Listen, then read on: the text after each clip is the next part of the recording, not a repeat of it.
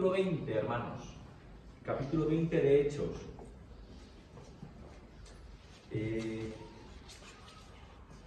Lo vamos a dividir en 4 partes, ¿vale? Capítulo 20 en 4 partes.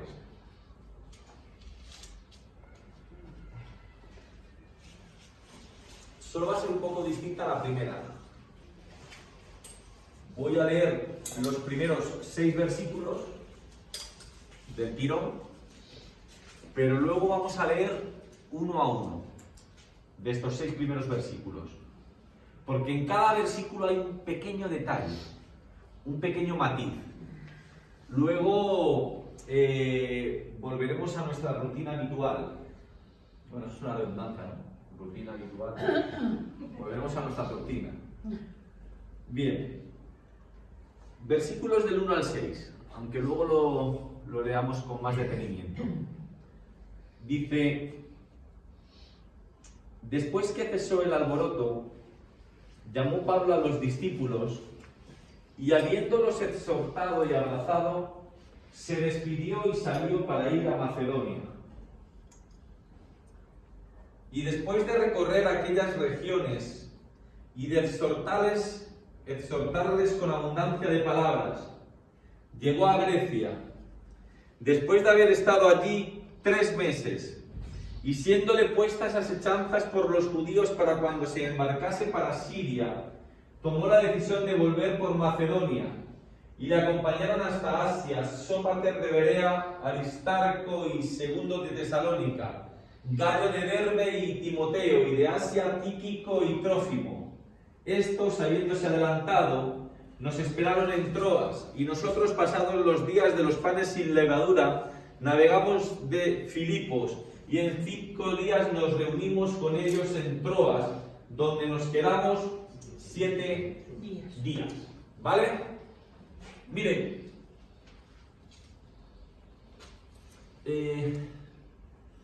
Primer versículo. Después que cesó el alboroto. ¿Qué alboroto? ¿Lo recuerdan? Capítulo 19. ¿Qué pasó? El templo de Diana y todo. Sí, Pablo, muy bien, Araceli, muy bien. Pablo, como decía Carmen, ¿no? Un hombre intrépido, un hombre valiente, un hombre que sabe lo que quiere. Pues el alboroto consiste en que un tal Demetrio, de profesión platero, se dedicaba a hacer souvenirs del templo de Diana para los turistas, para los forasteros. Y claro, Pablo, ¿qué va diciendo? Que no es un Dios eso que se hace con las manos. Dios es otra cosa. No lo podremos ver, pero podemos tener intimidad con Él, comunión con Él. ¿Podemos sentirlo? No. Es como el aire. No se ve, pero se percibe, se siente. Proporciona un medio para vivir. Y vimos, ¿verdad, Pedro José? Sí. Vimos que Demetrio estaba muy compungido, ¿verdad? Estaba muy triste porque se le estaba faltando el respeto a Diana, ¿verdad? A Diana de los Efesios. Por el dinero. No. Su único sufrimiento es que la hoja de cálculo menguaba.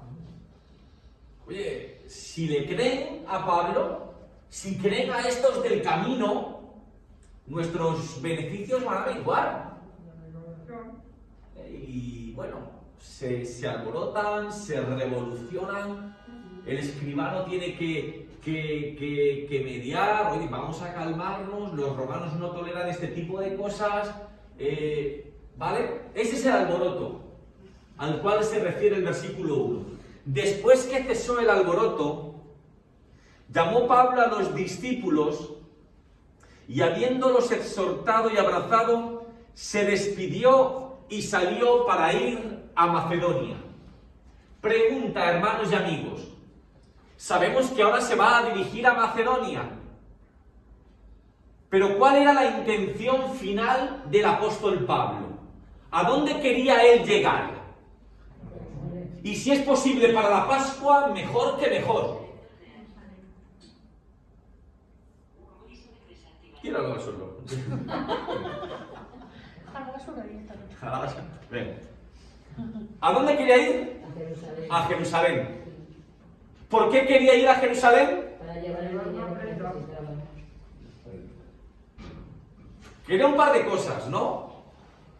En primer lugar, quería celebrar la Pascua allí, en Jerusalén. Y quería Llevar el dinero que necesitaban. entregar una ofrenda a los menesterosos, a los pobres, a los necesitados de Jerusalén. Muy bien. Pues en este viaje pasa por todas las iglesias para recaudar esos fondos. Bien, eso es lo que nos dice el versículo 1. Versículo 2. Después de recorrer aquellas regiones, después de haber visitado las iglesias en Macedonia, de haber recogido esos fondos y de exhortarles con abundancia de palabras, llegó a Grecia.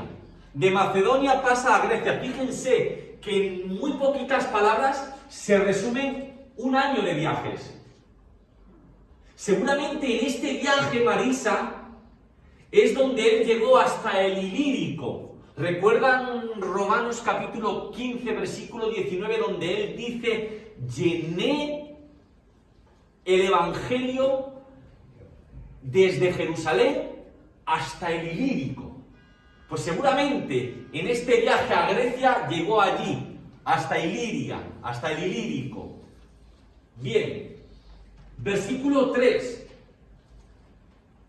Después de haber estado allí 3 meses, esto es muy interesante, y siéndole puestas asechanzas por los judíos para cuando se embarcase para Siria, tomó la decisión de volver por Macedonia. Es decir, él lleva una dirección, se da cuenta de que algunos judíos están pergeñando un plan en su contra y decide darse la vuelta. No sigo hacia adelante, no me voy a montar en un barco. Bueno, mejor que montar, subir, ¿no? Los barcos no se montan, a los barcos se sube uno, ¿no? No me voy a subir al barco, voy a volver tras mis pasos. ¿Cómo sucedió esto? Bien, les explico. En aquella época, muchos barcos judíos salían de puertos extranjeros en dirección a Siria, sobre todo para llevar a judíos que estaban en la dispersión, en la diáspora, para poder ir a la Pascua, allí a Jerusalén, ¿vale? Entonces la intención de Pablo era subirse a uno de estos barcos. Cuando descubrió que estaban tramando algo en su contra, decidió ir por tierra. Claro, porque por barco hubiera sido la cosa muy fácil. Hay ahí un pequeño tumulto, cogen a Pablo y lo tiran por la borda y ya nadie sabe nada más de este hombre. Cuando él se entera de esa cuestión, vuelve a Macedonia. Versículo 4. Venga, les voy a hacer una pregunta. A ver a qué conclusión llegan ustedes. Y le acompañaron hasta Asia un tal Sópater de Berea, Aristarco y Segundo de Tesalónica, un tal Gallo de Derbe, Timoteo, y de Asia, Tíquico y Trófimo. Pregunta, y si no lo saben, no pasa nada, porque la Biblia no lo dice. ¿Qué pintan estos hombres ahí?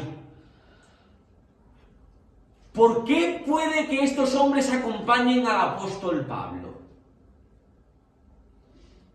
Eran colaboradores. Eran colaboradores. ¿En qué sentido, hermano Pedro?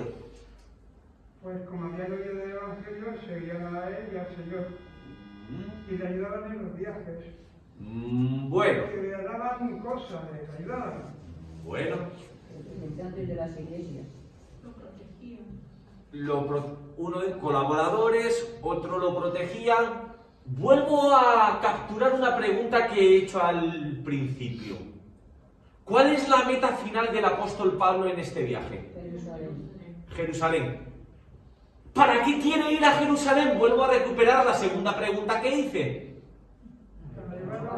Para llevar las ofrendas. Vuelvo a plantear esta pregunta.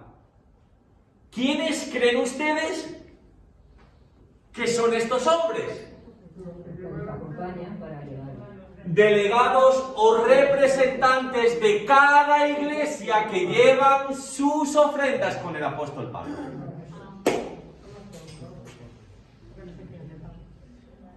Una hipótesis bastante fidedigna. Puede ser como dice el hermano Pedro José, colaboradores en el ministerio, puede ser como dice nuestra hermana Carmen, ¿no? Le protegían, le ayudaban, pero lo más seguro es que eran delegados de esas iglesias donde Pablo había estado, exhortando con poder a los hermanos en la palabra, pero también recogiendo las ofrendas para llevárselo a los pobres de Jerusalén. Fíjense que en la necesidad de unos está la posibilidad de colaborar de otros. Qué forma tan interesante de demostrar que la iglesia es unidad, que la iglesia es un cuerpo, que cuando uno sufre, todos deberíamos de sufrir. Vamos a ver luego algo interesante que tiene que remover nuestras conciencias, de cómo trabajaban antaño y cómo se ha ido perdiendo en estos tiempos presentes. Pero fíjense lo que tuvo que sufrir el apóstol Pablo, con los peligros que tuvo que enfrentarse cuando su fijación era poder llevar una ofrenda a personas que lo estaban pasando mal. ¿Vale? ¿Les vale este argumento?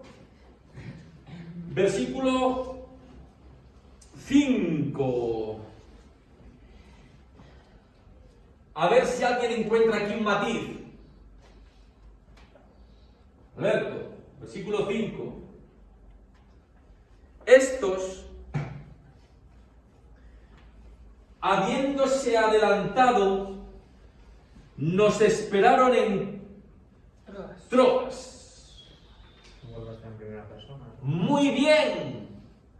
Otra vez cambia, ya no habla en tercera persona, ahora habla en primera persona del plural. ¿Qué quiere decir? Que Lucas estaba presente como testigo ocular, estaba ahí. Lo que narra no se lo han contado, lo ha vivido en primera persona. Muy bien. Y versículo 6.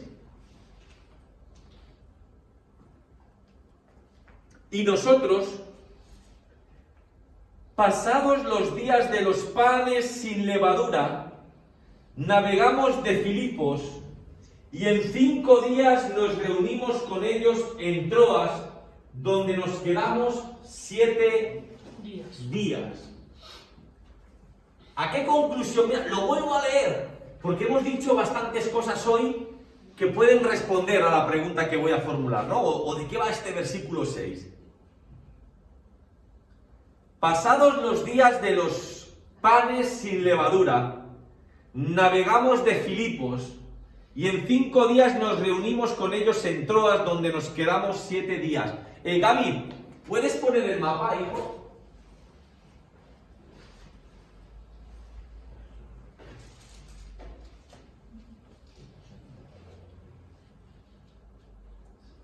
¿Lo ven? No, no. estaban en Éfeso. Hemos leído versículo 6. Navegamos de Filipos. ¿Ven ahí arriba Filipos? Aquí, ¿lo ven? De Filipos.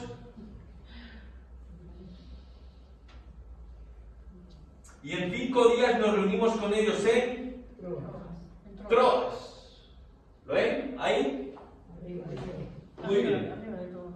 En Troas. Bien. ¿Qué notan ahí? A ver, está narrando el viaje. No es que haya algo especial, ¿eh? Pero se habla de algo en concreto y Pablo está donde no quería estar. Se ha pasado la Pascua. Se ha pasado la Pascua. Él quería estar para la Pascua en Jerusalén. Y miren dónde está, hermano. Escúchenme. Que no hay aviones. Que Jerusalén está aquí. Y mira dónde están. Está casi al lado, ¿eh? Casi al lado. A la otra de la esquina. Pablo quería estar en Jerusalén para la Pascua. Pero como se entera de que quieren acabar con su vida, tiene que cambiar los planes.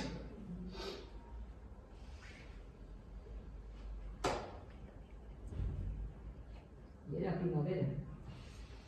Sí, está bien el énfasis que has hecho. Les explico esto. Dice, pasados los días de los panes sin levadura. Esa fiesta duraba 7 días. Comenzaba con la Pascua. Pero a lo largo de esos 7 días, el pueblo comía pan cocido, sin levadura. En la Pascua, ¿qué se celebraba?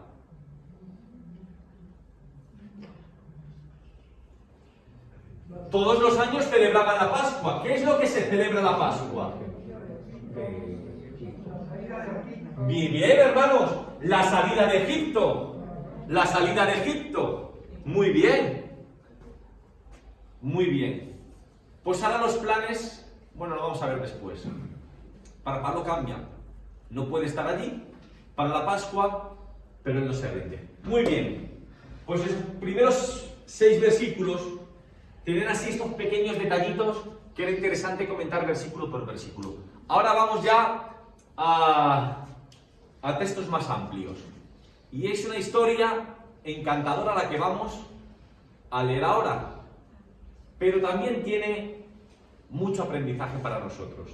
Versículos del 7 al 12. Gabriel dijo, versículos del 7 al 12. ¿Cómo vamos? Vamos bien, venga, media hora. Del 7 al 12. Segunda parte de las 4 que vamos a tratar hoy. Dice, el primer día de la semana, reunidos los discípulos para partir el pan. A eso nosotros, ¿cómo le llamamos? La resurrección de Jesús. Porque tú digas.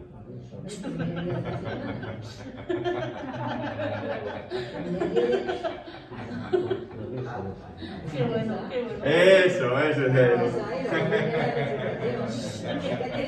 7 viene aquí todo. Le he dicho una cosa y no me Araceli.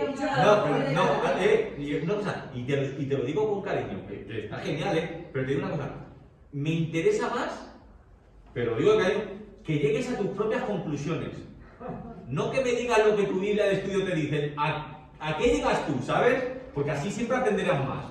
Pero está muy bien, que está... Versículo 7. El primer día de la semana, ¿qué día es? Araceli, el primer día de la semana, ¿qué día es?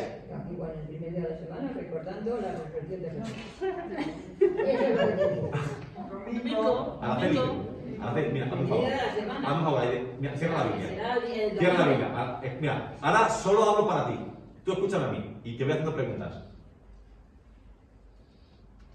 El primer día de la semana. Vamos a entendernos. Si le preguntamos a un albañil, el primer día de la semana, ¿cuál es? El lunes. Muy bien, gracias. Ahora, si le preguntamos a un cristiano, ¿recuerde usted, para los judíos, cuál era el día sagrado, Araceli? El sábado. Muy bien, el sábado. Con los cristianos va a cambiar un poco la cosa. ¿Y cuál vemos como un día especial? El domingo. El domingo. ¿Por qué? Porque el domingo... Porque el domingo tenemos el bulto. ¿Y por qué se tiene el domingo y no se tiene un lunes o se tiene un martes? ¿Por qué? ¿Qué pasó una vez en la historia un domingo para tener nosotros el culto el domingo? Hubo la resurrección. Muy bien. Entonces muchas veces hablamos que hay que entenderlo bien. El domingo es el día del Señor. Bueno, si lo entendemos de esa forma no está mal, pero los días del Señor son todos, ¿vale? Pero entre nosotros nos entendemos bien. El domingo es el día del Señor, ¿vale? Hasta ahí. Seguimos. Reunidos los discípulos para partir el pan. Por tanto, los discípulos ¿en dónde están? ¿Dónde están? El domingo. Domingo, para hacer la contra... ¿Están reunidos? ¿Están entonces en él? El culto. En el culto. Muy bien, están en el culto. ¿Y partir el pan? ¿Le suena? Señor, claro. Es lo que hacemos. Muy bien, muy bien. Pablo les enseñaba, habiendo de salir al día siguiente, y alargó el discurso hasta la medianoche. No, ya puede abrirla, ya pues digo, ya contestarla, digo, quiero que usted me responda a usted, ya puede abrirla, no. Y había muchas lámparas en el aposento alto donde estaban reunidos, y un joven llamado Eutico, que estaba sentado en la ventana, rendido de un sueño profundo por cuanto Pablo disertaba largamente, vencido del sueño, cayó del tercer piso y fue levantado muerto. Entonces descendió Pablo y se echó sobre él, y abrazándole dijo: no os alarméis, pues está vivo. Después de haber subido y partido el pan y comido, habló largamente hasta el alba, y así salió, y llevaron al joven vivo, y fueron grandemente consolados. Muy bien.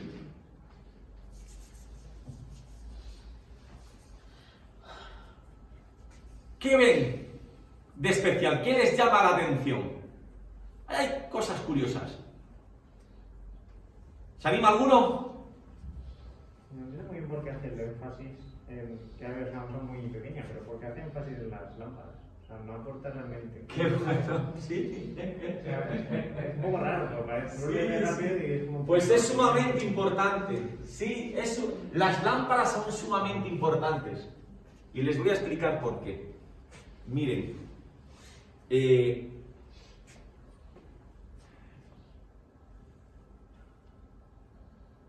¿ustedes hayan escuchado hablar de Eutico? ¿Nunca? Es que tenía mala prensa Eutico, el pobrecito, es que se quedó dormido en el culto, Tere. Pero porque el Pablo se enrolló. ¡Ven! Eso también es curioso. Pues estas conclusiones a las que llegamos hay que explicarlas para que veamos que la cosa en aquel tiempo funcionaba un poco diferente a la de ahora. Y explicándolo doy respuesta al comentario de Mari y a la percepción de Alberto. Miren, domingo, una pregunta que les voy a hacer. Muy bien. Muy bien. Vamos haciéndolo bien. Está bien el detalle ese. Domingo de noche. Una pregunta, porque aquí asalta la pregunta. ¿Por qué tienen el culto por la noche y no lo tienen por la mañana? La Biblia no lo explica. Tu Biblia no te lo va a decir. No porque la Biblia sea mala, sino porque no hay espacio suficiente. Ahí tienes un comentario bíblico. Por eso ese sí que es el momento para cerrar la Biblia de nuevo, hacer y pensar por ti misma. ¿Por qué habrían de tener ellos el culto por la noche y no por el día? A ver a qué conclusión llegan ustedes. Por el día trabajaba. Muy bien, muy bien, muy bien. Porque la mayoría eran trabajadores y esclavos. Y el momento que tendrían para estar todos juntos es por la noche, cuando sus amos ya no les necesitan. Por eso, seguramente el culto era por la noche. ¡Claro! Mari, por la noche el culto. después de una larga jornada de trabajo, Que aguantaban. No se dormían. en un aposento alto, en un lugar alto, en un clima cálido, Con las lámparas. con las teas encendidas que dan un ambiente, está cargado ese ambiente. Así que fíjese, pónganse. Domingo por la noche, después de haber trabajado, el ambiente cargado. Eutico, ¿qué es lo que hace? Busca el lugar más fresquito, que es la ventana.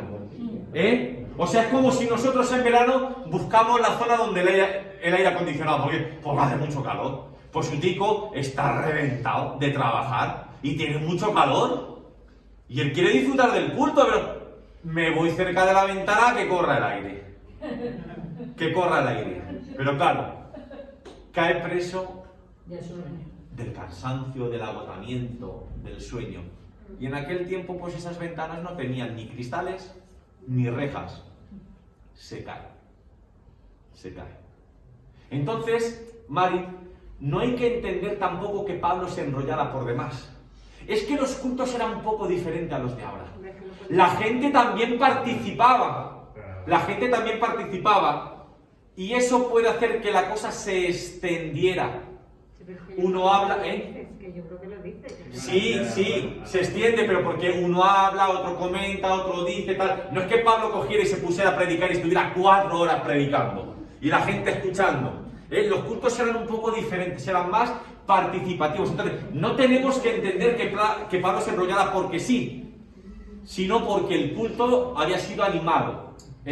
Había mucha participación, mucha colaboración. Es más, les digo una cosa, para que ustedes vean que los cultos de antaño nada tienen que ver con lo que nosotros hacemos.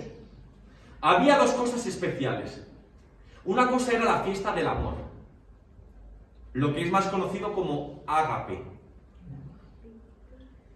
que era una comida, era una cena de la cual todos participaban. Es más, les digo, para muchos cristianos que eran esclavos, seguramente era la única comida digna que probaban en toda la semana.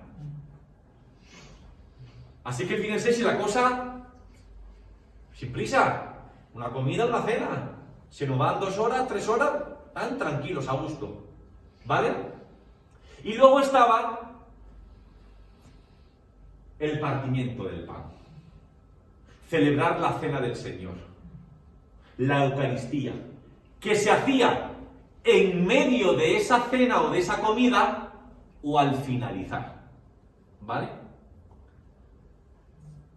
¿A qué conclusión llego yo? Y no sé si ustedes lo comparten o no. Que nuestras iglesias actuales habrán ganado en solemnidad, pero hemos perdido en familiaridad. La iglesia era una familia.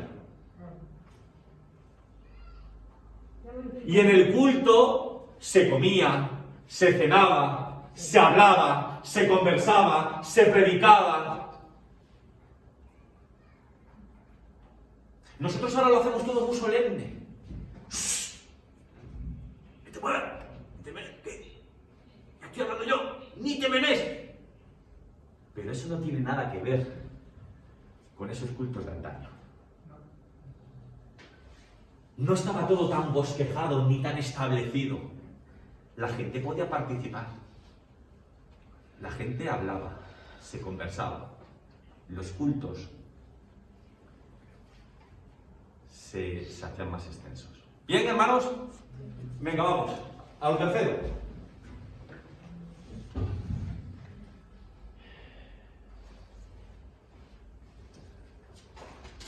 Versículos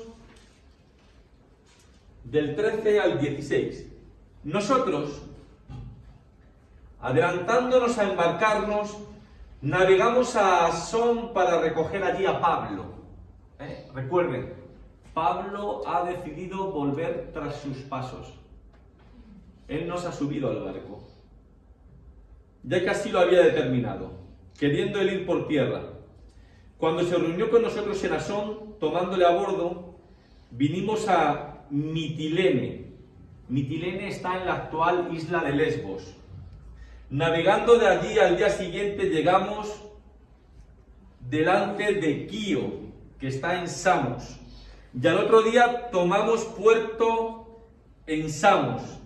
Y habiendo hecho escala en Trogilio, al día siguiente llegamos a Mileto, que está a 40 kilómetros de Éfeso. Porque Pablo se había propuesto pasar de largo a Éfeso para no detenerse en Asia, pues se apresuraba por estar el día de Pentecostés, si le fuese posible, en Jerusalén. ¿Qué ven aquí, hermanos? Nos olvidamos un poco del recorrido, ¿vale? Él quiere llegar a Jerusalén. Hay un detalle ahora, curioso. ¿Me estás haciendo gente así? Seguro que es ese, ¿o no? Ah, ¿yo? Sí. No, porque si no llega para Pascua, pues llega para Pentecostés. Ya que no llego para la Pascua, a ver si llego para Pentecostés. ¿Alguno sabe cuándo se celebraba Pentecostés? Es una cifra redonda. Eran 7 semanas después de la Pascua, 50 días después. La Pascua se hace en abril o por ahí. Perdóname porque antes lo has dicho, cielo, y no te he contestado. Sí, la Pascua se celebra la semana después del equinoccio de primavera, lo que nosotros es la Semana Santa actual. Para abril, mayo, junio, para junio. Explica un Para eso poco 3 lo que meses. dices, ¿no? ¿Eh? O sea, que explica también un poco lo que están diciendo de que haría más calor también, incluso aparte de las velas y todo, ya se empieza a hacer La esa primavera se Sí, va a sí. verano. Bueno, entonces, a lo que voy, hermanos, a lo que voy. Pentecostés, 50 días después de la Pascua, ya que no puedo estar en la Pascua, a ver si soy capaz de llegar allí, aunque sea 50 días después, ¿vale? Antes les pregunté, y lo vuelvo a hacer, ¿qué se celebraba en la Pascua? Cuando salieron de Egipto. Cuando salieron de Egipto. Muy bien. ¿Qué se celebraba en Pentecostés? La venida del Espíritu Santo. Bueno, está bien tirado, está bien tirado. Las estas de lengua, ¿cómo se llama? Sí, Hechos capítulo 2. Sí. Te explico. Araceli, está muy bien tirado. Nosotros conocemos Pentecostés, sobre todo la iglesia cristiana, porque digamos que ahí fue el inicio de la iglesia. Ahí vino el derramamiento del Espíritu Santo. Los cristianos empiezan a hablar en lenguas entendibles para poder proclamar el Evangelio. Perfecto, pero antes de que sucediera eso, los judíos ya celebraban Pentecostés. Entonces, ¿qué celebraban esos judíos? Las semanas. Les explico. Se celebraba la promulgación de la ley. Dios le da a Moisés la ley. Pues eso es lo que se celebraba. Eso es lo que se celebraba. Muy bien. Y vamos a lo último. Presten atención porque es la parte de texto más grande. Y quiero preguntarles porque Pablo aquí va a hablar de sí mismo. Y aparte de hablar de sí mismo, también va a dar un consejo a otros hermanos. Entonces esa va a ser la pregunta que les formule. ¿Qué es lo que Pablo dice de sí mismo? Y tenemos que aprenderlo. ¿Y cuáles son los consejos que Pablo da a otros hermanos? Yo he apuntado 2. Él da 2 consejos. Y he apuntado 3 cosas que dice de sí mismo. A ver si somos capaces de identificarlo. Y con esto terminamos y nos vamos para casa. Dice versículo 17. Enviando pues desde Mileto a Éfeso, hizo llamar a los ancianos de la iglesia. Fíjense, hermanos, 3 años, ha estado ahí en Éfeso. Cuando vinieron a él les dijo: vosotros sabéis cómo me he comportado entre vosotros todo el tiempo, desde el primer día que entré en Asia, sirviendo al Señor con toda humildad y con muchas lágrimas y pruebas que me han venido por las asechanzas de los judíos. Y como nada que fuese útil he rehuido de anunciaros y enseñaros públicamente y por las casas, testificando a judíos y a gentiles acerca del arrepentimiento para con Dios y de la fe en nuestro Señor Jesucristo.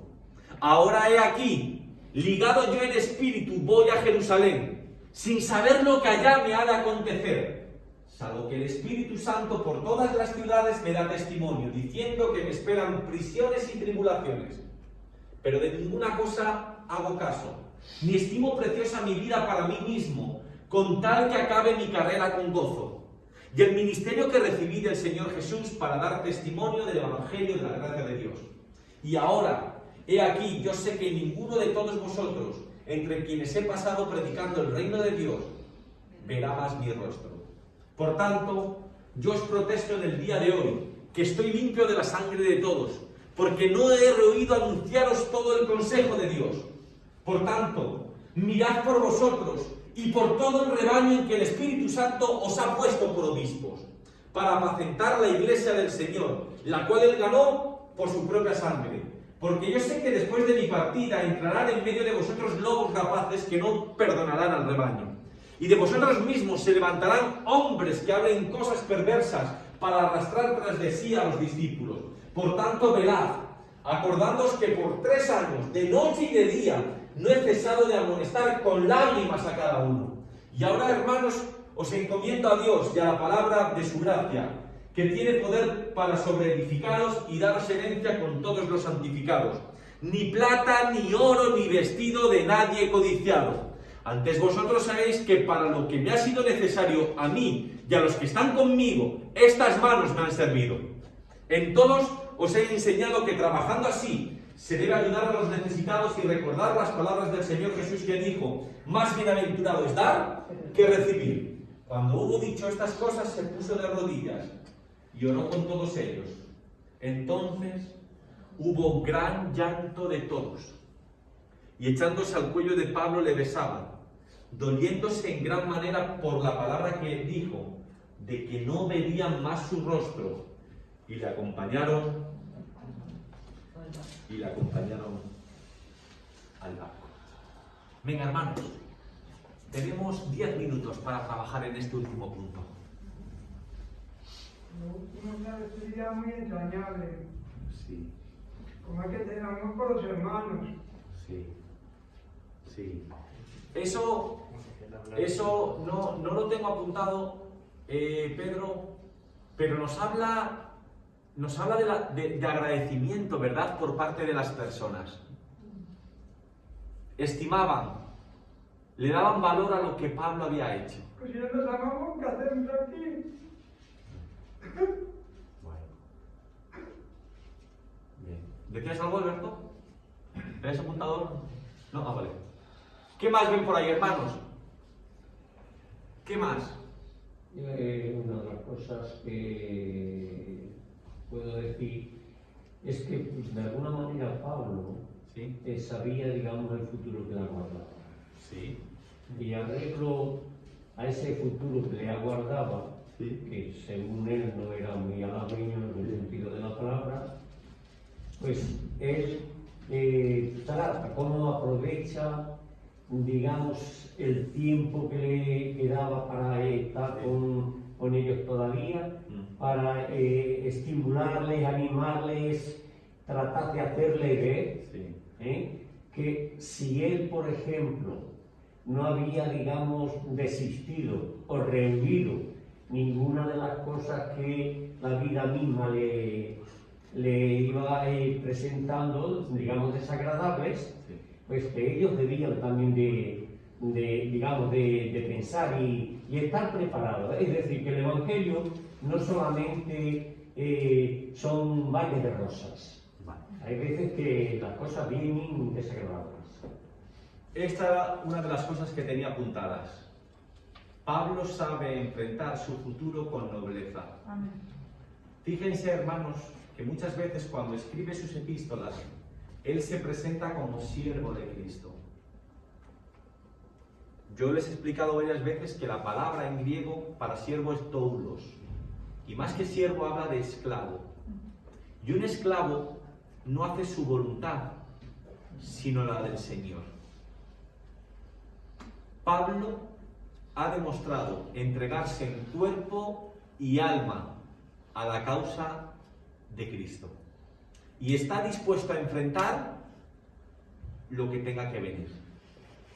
Él es fiel y, como ha dicho nuestra hermana Carmen en el tiempo de alabanza, en el tiempo de introducción,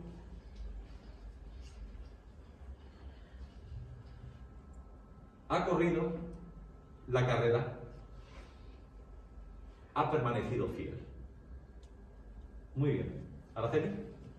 Él ha estado trabajando y ha estado haciendo todo lo que ha podido por cada uno de ellos, además haciendo su trabajo y haciendo el trabajo de la predicación. Muy bien, muy bien. También tengo eso apuntado. Supo vivir independientemente. No fue carga para nadie. Es más, no solamente no fue carga para nadie, sino que también se dedicó a ayudar a los más necesitados. Muy bien, Araceli. ¿Algo más? ¿Algo más? Yo tenía apuntado lo que ha dicho el pastor Justiniano, tenía apuntado lo que ha dicho nuestra hermana Araceli. Araceli, ¿lo pone ahí?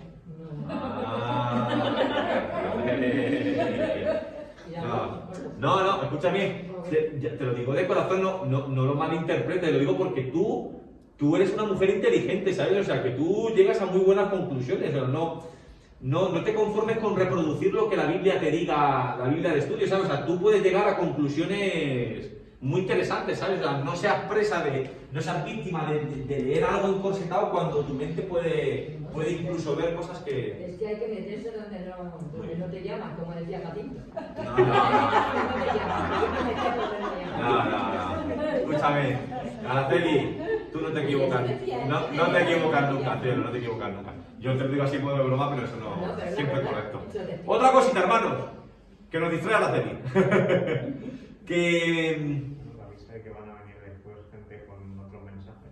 Bien. O sea, ten cuidado de... Eso lo tengo apuntado en el consejo que da. Donde se predica la verdad siempre habrá enemigos. Es más, les dice,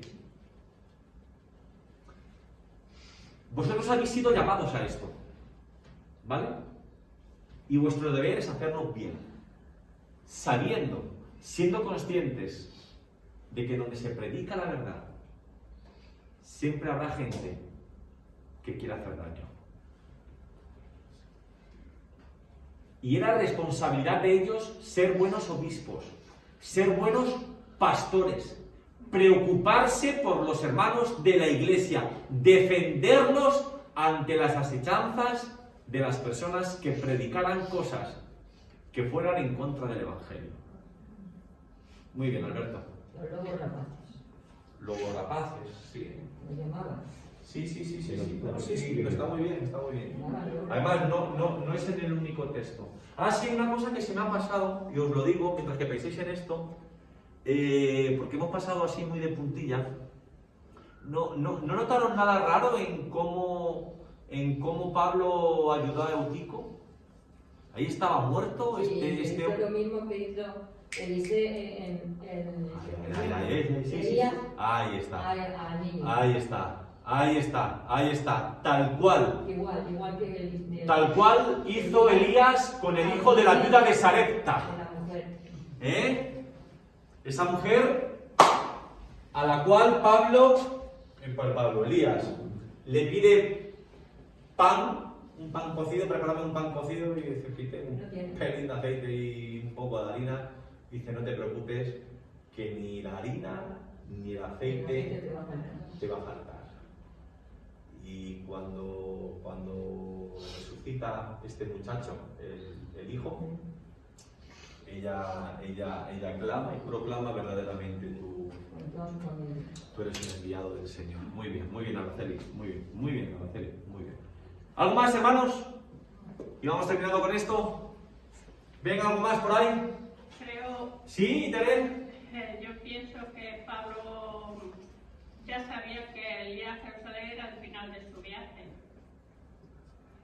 Porque allá dice que iba a recibir tribulaciones, Sí. visiones y que ya no. Bueno, Él ya sabía, él sí. ya. Sí. Él sabe que la cosa... A ver, si se dan cuenta, Tere, los viajes de Pablo han sido sumamente complicados. De casi todos los sitios tuvo que huir. Porque o le daban de palos o trataban de acabar con su vida. ¿Vale? Él sí, él... No sabemos, ¿no?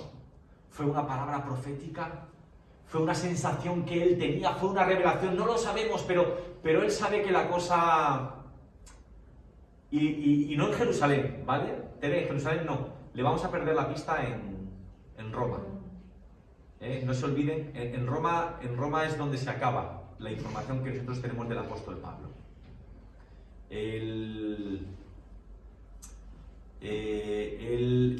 Su anhelo era llegar allí, poder predicar allí, que los hermanos de allí le encaminaran hacia España, pero sabemos que llegó como preso. Y ahí se va a acabar el libro de Hechos, no sabemos más de él. Luego ya tenemos que acudir a la tradición, ¿vale? Pero sí, Tere, había algo, ya te digo, ¿qué fue? ¿Fue una palabra profética por parte de alguien? ¿Fue una revelación de Dios? No sé. Pero él sí. Fíjense que él se despide. O sea, no me vais a volver a ver. No me vais a volver a ver. No me vais a volver a ver. No me vais a volver a ver. Muy bien, Tere. Muy bien. Carmen. Sofía. Alfredo. Hoy no has dicho nada, hermano. Le pasa como a un tipo. Viene cansado del trabajo.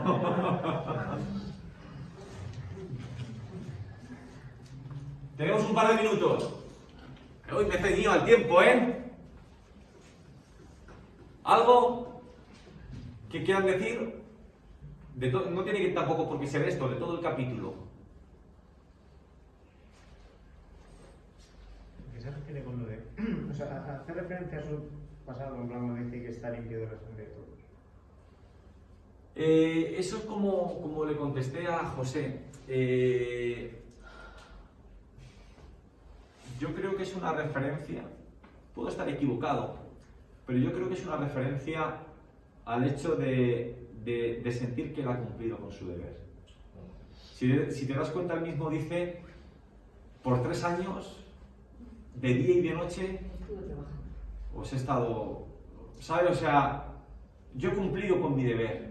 Yo ya a ti no te puedo obligar, ¿vale? Yo a ti no te puedo obligar. Pero 3 años he estado aquí. Y en todos los lugares he predicado el Evangelio, he predicado del Señor. O sea, nadie me puede exigir que tú no supieras de las buenas nuevas porque yo las callara. ¿Vale?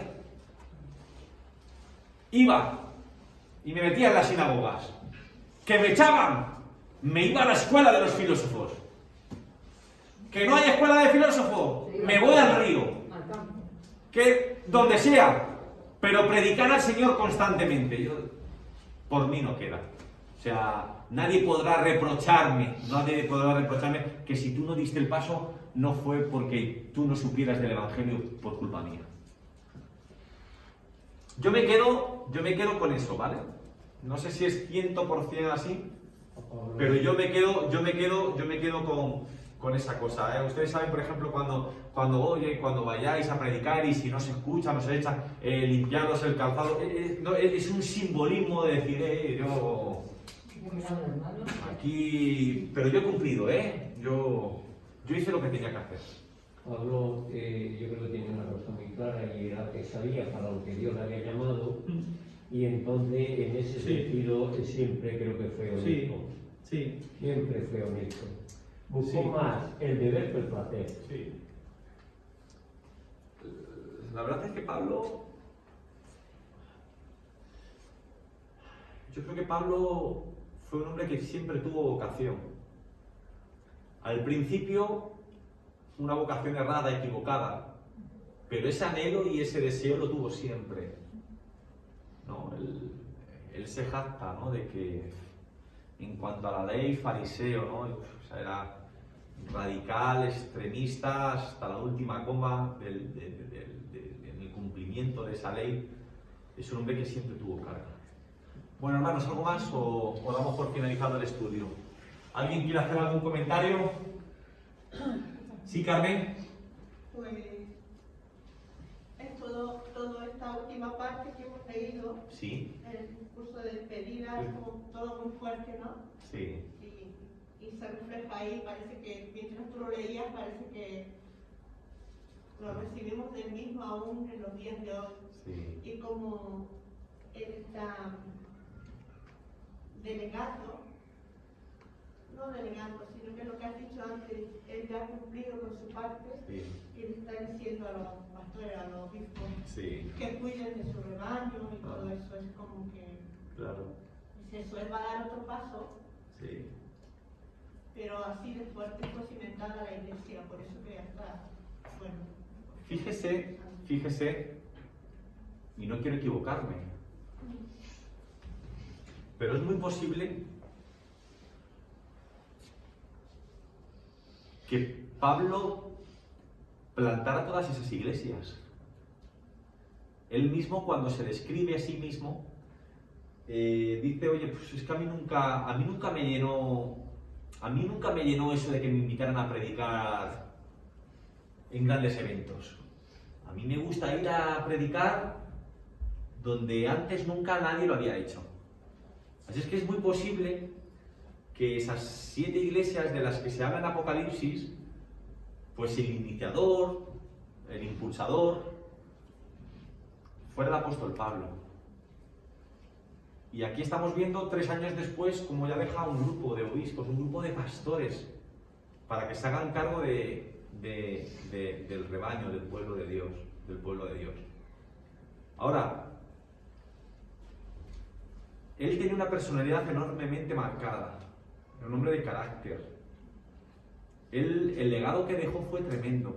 Usted imagínense, ha visto que vemos en el capítulo 19 que se formó un tumulto.